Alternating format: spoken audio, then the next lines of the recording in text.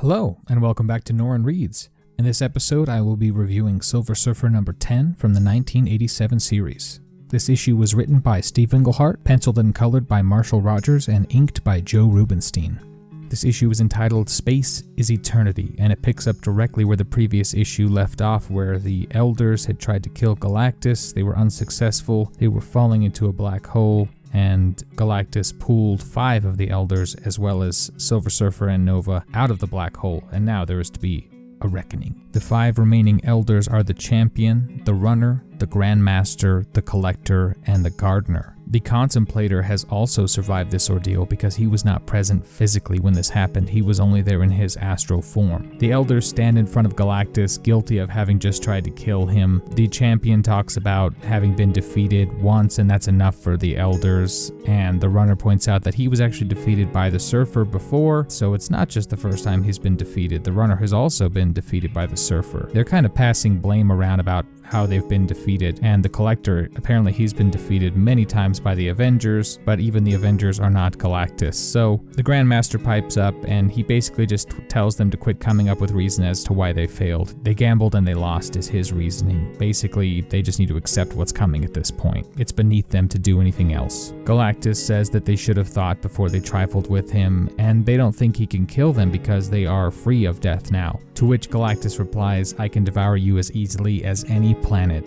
and then he sets about consuming the Elders as the Surfer and Nova watch. With different expressions, the Surfer looks a bit disturbed by this, whereas Nova, she has kind of a neutral face, maybe a little bit of satisfaction on her face. After the Elders are consumed, Galactus, Nova, and Surfer convene. Galactus knows that the Obliterator is no longer a threat, thanks to what Silver Surfer has done to him in previous issues, but he realizes that the Contemplator is not present, and he wants Nova to go retrieve the Contemplator for him because he should not escape this revenge that Galactus wants to set upon them. Galactus asks the Surfer to accompany Nova in finding the Contemplator because she is new to space. The Surfer doesn't feel like he owes Galactus anything. He doesn't really see a reason for him to do this. Galactus says that he owes him everything. The fact that he can fly free through space is thanks to him. And they have this sort of argument about when Surfer was trapped on Earth and his lack of freedom during those times, but eventually the Surfer says he will help Nova find the Contemplator if Galactus pledges to leave Zenn-La alone as well as Earth. Nova pipes up saying that the Surfer really has no place to ask such a thing of Galactus. Galactus cuts Nova off and agrees to the Surfer's terms. The Surfer is surprised by this, and he reflects on previous thoughts he had about Galactus caring for Nova as a woman.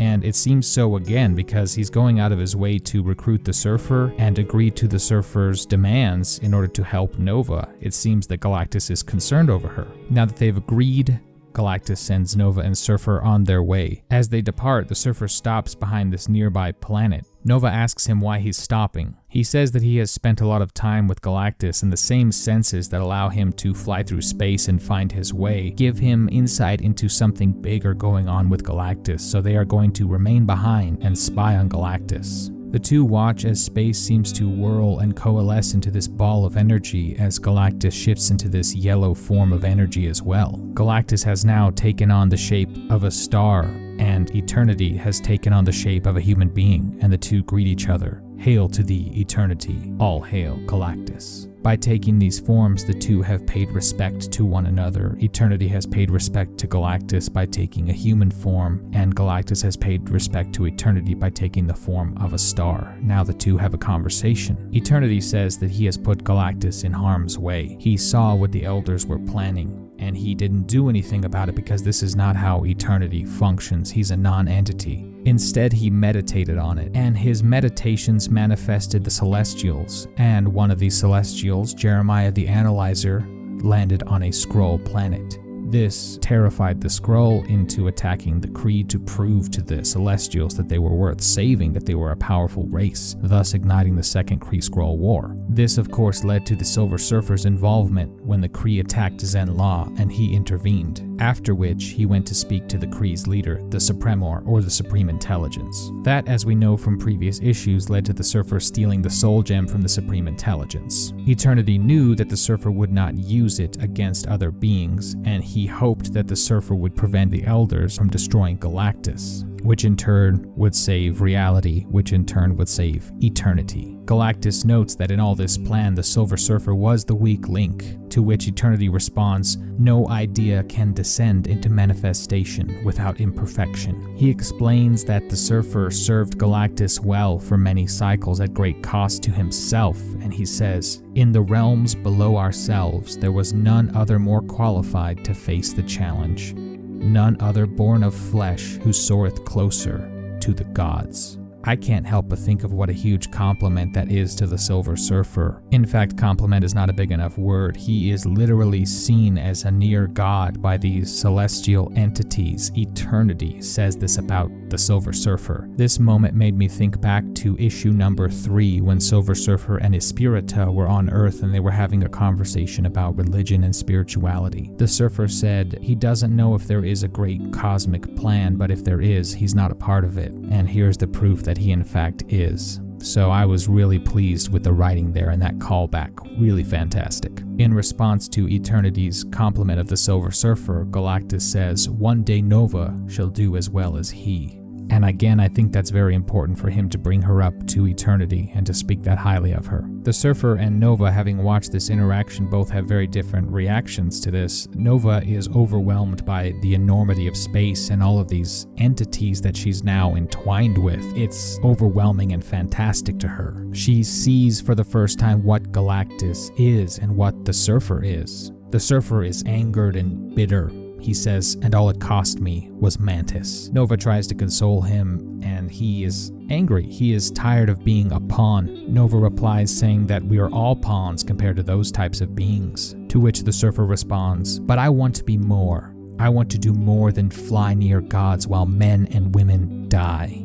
Nova reminds him that he has not been human for a very long time, whereas she was human more recently, so she appreciates their position more than he does. He responds that she's been spending too much time with the Fantastic Four and that she has too much of their optimism. The two carry on their mission to go find the Contemplator, and as they fly away, the Surfer begins to think about the Fantastic Four now that he's mentioned them. He wonders how they're doing. Now, admittedly, this part of the comic book confused me, and I'm not sure what's happening.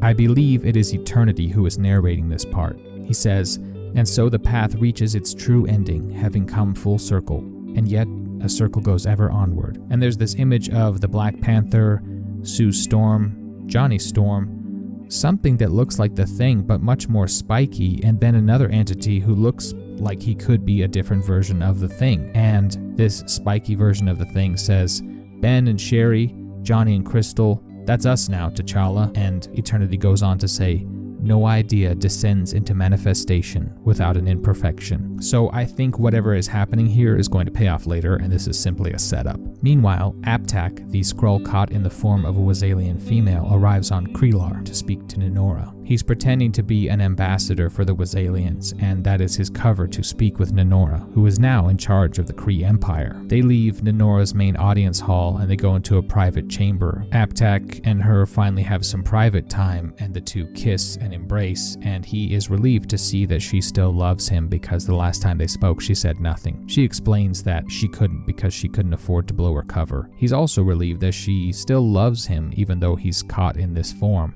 She says that the Skrulls know better. They know to look beyond just the physical form, and that she loves him just as much as she always has. While they're speaking, she pours them both a drink, and Aptak is excited. He's thrilled that she is now in control of the Kree Empire. He's thinking of all the strategic advantages they have now. She can order the Kree into a Skrull ambush, and they can likely defeat the Kree very quickly now. Nenora disagrees, saying that that's not really the plan, and Aptak begins choking.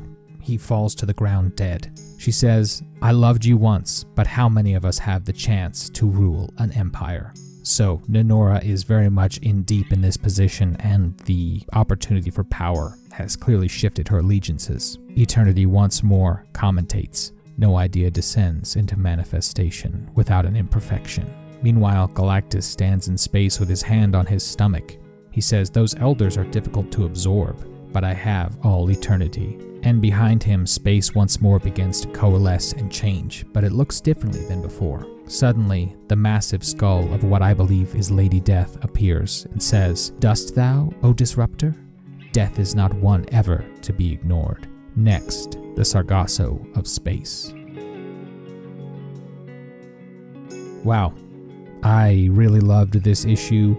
This is why I read comic books. Specifically, this is why I read space comic books, cosmically epic books. Galactus communing with eternity, their whole shifting of form, this plan that eternity had that involves Silver Surfer. It's just epic and it's marvelous, and that's what I'm here for. We are truly in the time of payoffs. The first 6 issues or so were a lot of setup, and now we're just getting a lot of payoff. I'm really thrilled to see everything come to fruition that has been set up. I'm interested to see where the Kree-Skrull War goes now that Nenora is in power, and she doesn't seem to want to give it up. Will she betray the Skrull? Will she take over the Kree Empire and wipe out her own people?